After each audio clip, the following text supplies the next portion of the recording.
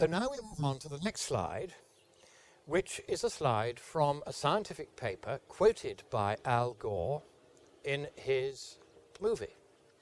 And the paper is by Monckton and Gleason, 2006, the year Gore's movie came out. And this slide shows a map taken from that scientific paper. And Al Gore is talking at this point about how polar bears have been discovered dying because they're having to swim 60 miles at a time in order to find the ice. But the ice isn't there anymore because of global warming, and the polar bears are all being wiped out. That's Al Gore's story. And he says that he got it from this paper. But as you'll see on the slide, there are actually only 4 dead polar bears shown on this slide. And they died in a very big storm. The reason why the paper says they were killed is nothing to do with global warming. The reason why the paper says they were killed is there was an unusually big Arctic storm. It's a very stormy part of the world. These things happen, and these polar bears died, 4 of them, and they were spotted in an aerial survey of the Beaufort Sea. Now, what the professor says is that I have misinterpreted this. He says that I report the information from Monckton and Gleason all right, but he says he's going to do something crazy. And he does this quite a lot. He uses this phrase, I'm going to do something crazy. And this usually means he's going to talk to the authors of the paper that I've cited. And that's what he does here. And he reads out the following quotation from that paper.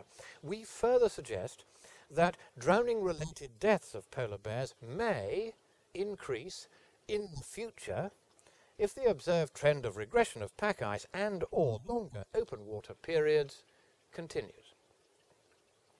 And so he then says, well, just to make sure, let's go ask the author himself. What does Charles Monckton say? He says, my published work suggests that polar bears may drown under conditions that are expected to develop due to decreasing sea ice. I do not believe, says Monckton, that Christopher Monckton has read my work or recent work of prominent polar bear biologists that is easily obtained through Google. And so the conclusion of the professor here is, okay, so Chris Monckton doesn't agree with that author, even though he used that author's citation in his presentation.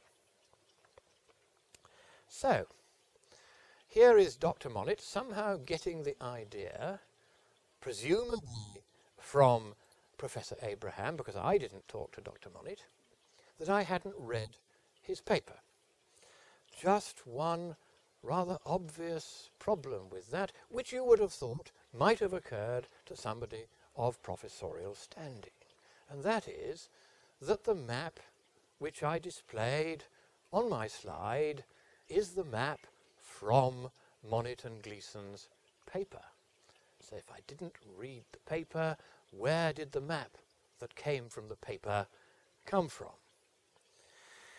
And what is curious about the professor's approach to this is what he doesn't do is he doesn't ask the author, did you or did you not say, as Christopher Monckton says you said, that the 4 polar bears that were actually found to have drowned, rather than polar bears that might drown in the future, actually drowned because of a storm and not because of global warming. He didn't ask that question, or if he did, perhaps he didn't like the answer, because that paper does not say that those polar bears drowned, as Al Gore said they drowned, because of global warming. The paper said they drowned because of a big storm, high winds and high waves. They were swamped. That's what the paper said. And you will find speculations about what might happen in the future all over the scientific literature. If you want to get a paper published in the peer-reviewed literature these days, you have to add a few blood-curdling sentences about how, if global warming carries on, then in the field of study that I'm working in, this catastrophe or that catastrophe may perhaps develop. But that is what is called a prediction. And what I was citing was the actual evidence in the paper of what had happened, and not the predictions in the paper of what the authors, for whatever reasons, because of course the professor doesn't make those clear, think might happen in the future. And there is quite an important difference between those two things. So now, should we be worrying about polar bears? It's all very well playing academic games about who said what, but are the polar bears really at risk? Well, when did they evolve? That's the first question. How long have they been around? Have they faced conditions before that are as warm as they are today? Well, according to Amstrup 2003, they evolved 200,000 years ago. Now, if you go back and look at Al Gore's movie, apart from anything else, look back at any reconstruction of global temperatures, which we can do by taking the ratio of different isotopes of oxygen in air trapped in different layers of ice as we dig down through the Antarctic ice cap, which is 8,850 feet deep at the South Pole, then we can work out what temperatures were going back almost 1 million years. And going back 200,000 years with tolerable accuracy, we know that, for instance, 125,000 years ago, in what is called the Eemian interglacial warm period, a warm period like today, in between the long ice ages that have been the feature over the last 1 million years or so, we get these short periods, typically only 5,000 years long, where temperatures are at or above today's levels. The last time we had one of those was 125,000 years ago, and temperatures for 5,000 years were up to 3 Celsius or 5 Fahrenheit degrees warmer than they are today. And it's really quite unlikely that there would have been much in the way of summer sea ice in the Arctic at all throughout most of those 5,000 years. And yet, the polar bears survived, even though there was probably no ice on the Arctic ice cap at that time.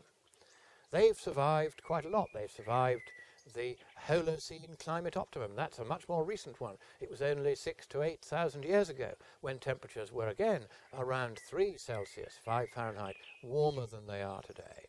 You go back to the Minoan warm period about 4,000 years ago, 2 Celsius warmer than today. Go back to the Roman warm period, 1.5 Celsius warmer than today. Go back to the medieval warm period, up to 1 Celsius warmer than today. And all of these periods, in fact, 7,500 of the last 11,400 years, broadly speaking, if you take papers such as, this is only one I could take, Cuffey and Clow, 1997, show that 7,500 of the last 11,500 years have been warmer than the present. And the polar bears survived that.